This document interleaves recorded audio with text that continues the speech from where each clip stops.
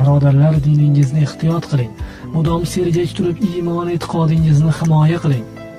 Hud alayhissalom iymondan o'zga quroli bo'lmagan yolg'iz bir kishi butun boshli qavmga oshkora xitob qilib kurashga chaqirdi.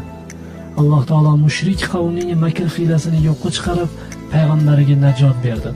Axir bu Alloh subhanahu va taoloning qudrati ulug'ligiga dalolat qiluvchi eng ulkan dalillardan biri emasmi? Aslida Alloh payg'ambarlarning dalillaridan-da kuchliroq va chiroyliroq hech qanday dalil isbot yo'qdir. Axir ularning haq payg'ambar ekanliklariga Alloh subhanahu va taoloning o'zi guvohlik bergan. Payg'ambar sollallohu alayhi va sallam zamonlarida Bani Mahzumdan bo'lgan bir ayol o'g'rilik qildi.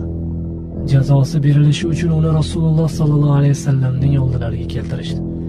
Bu hol Qurayshni xafa qildi va Rasulullohning undan hadni bekor qilishlariga kim shafi' bo'ladi deyishdi.